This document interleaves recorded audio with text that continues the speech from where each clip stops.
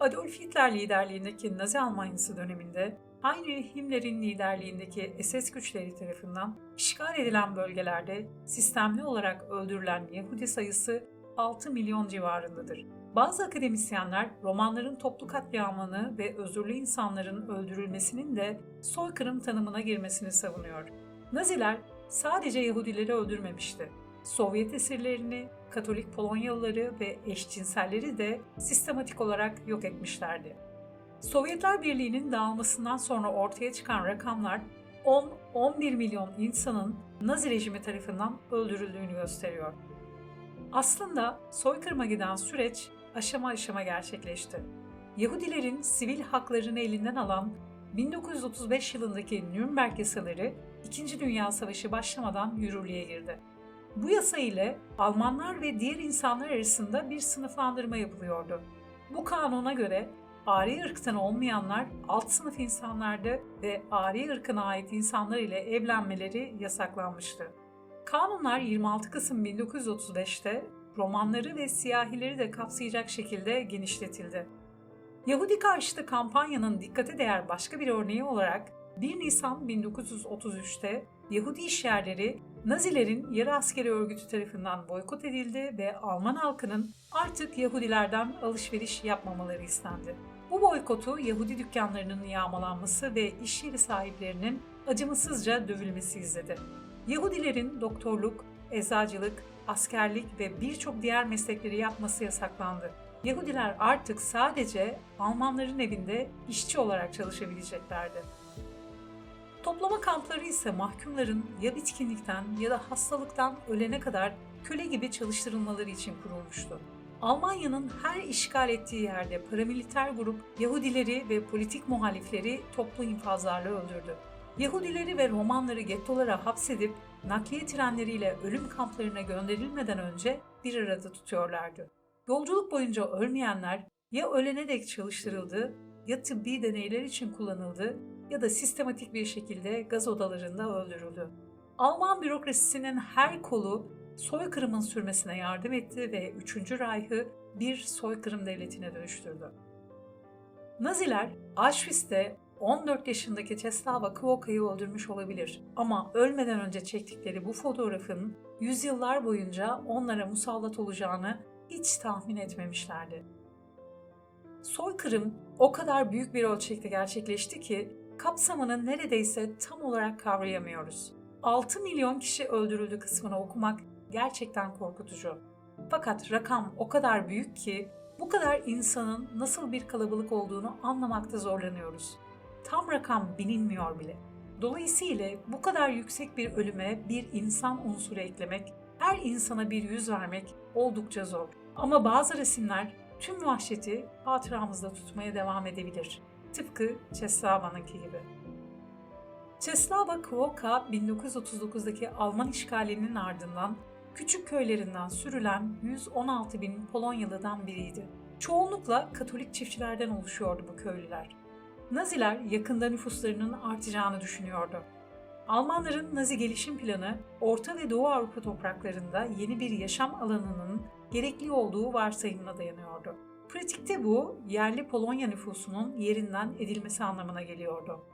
Ari ırk olarak doğacak olan yeni Almanlara yer açmak için bu köylüleri evlerinden çıkardılar ve daha sonra kaderlerinin belirleneceği toplama kamplarına yerleştirdiler. Herhangi bir direniş gösterdiklerinde ölesiye dövülüyorlardı.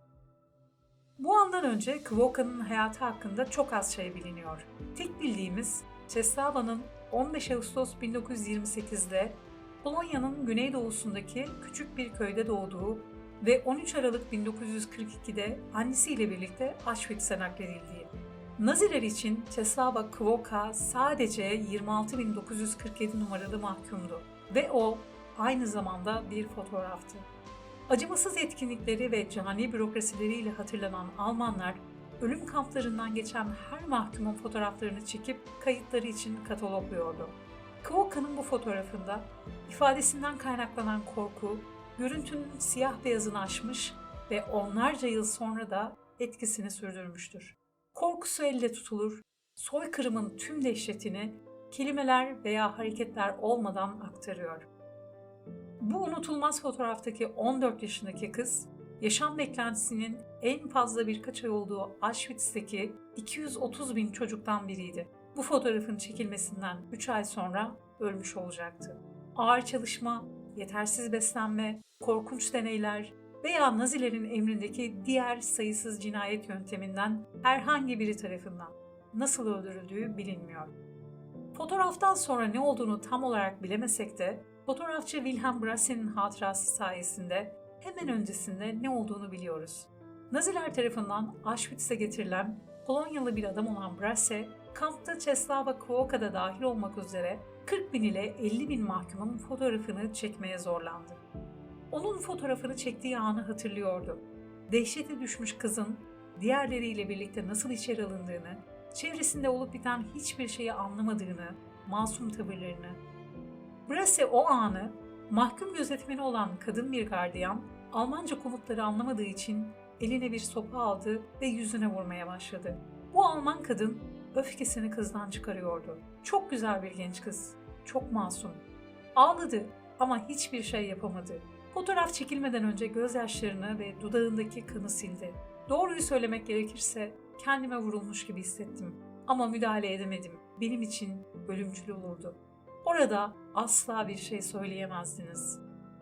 Brasse'nin çektiği fotoğrafta Czesława Kłoka'nın dudağındaki kesikten gelen kan hala görülebiliyor. Yüzü şişmiş, gözleri yaşlar içinde. Kamp fotoğrafçısı olan Brasse, Auschwitz'in tüm kabus gibi dehşetlerine tanık oldu. Tutsakların yüzlerine yansıyan korkuyu yakaladı ve sonsuza kadar bizim hafızalarımıza da kazıdı. Brasse başka bir toplama kampına gönderildi ve 1945'te Amerikan güçleri tarafından serbest bırakıldı. Yıllarca fotoğrafını çektiği on binlerce kurbanın hayaletleriyle savaşmak zorunda kaldı. Sonunda fotoğrafçılığı tamamen bıraktı. Tekrar fotoğraf çekmeye başladığımda diyor, ölüleri gördüm. Portresi için genç bir kızın fotoğrafını çekiyor olurdum. Ama onun arkasında onları orada duran hayaletler gibi görürdüm. Tüm o iri gözleri korkmuş bana bakıyorlardı. Devam edemedim. Bu hayaletler Nazilerin onları yok etmek için tüm çabalarına rağmen fotoğrafları koruyan Brasse gibi insanlar sayesinde yaşıyor. Savaşın kaybedildiğini anlayan Almanlar yaptıkları korkunç şeylerin tüm kanıtlarından kurtulmaya çalıştılar. Buna kurbanların kimlik kartları ve fotoğraflarının yakılması da dahil. Ancak Brasse ve birkaç kişi bu akıl almaz işkencelere maruz kalan kurbanların fotoğraflarını koruyarak yaşadıkları korkunç zamanların ortaya çıkarılmasına katkıda bulundu. Czesława Kłoka'nın fotoğrafı Brasse'nin kurtarmayı başardığı fotoğraflar arasındaydı. Korku dolu, zayıf, genç yüz, soykırım ve savaşın her şeyi tüketen dehşetinin resmi. Başlamadan önce yok olan tüm yaşamların dokunaklı bir hatırlatıcısı olmaya devam ediyor. Soykırım sadece Yahudilere yapılmadı. Ari ırk kapsamı dışında kalan, Almanların çıkarlarına ters düşen herkes payına düşen korku ve ölümle yüzleşti. Savaş her zaman masumları vuruyor. Bu savaşlara destek olanlar ise bir sonraki kazançlarını ve koltuklarını düşünüyorlar. Eğer çocuğunuz varsa ona bakın ve neyi hak ettiğini düşünüyorsanız ona göre hem insanlık hem de vatandaşlık görevinizi yerine getirin.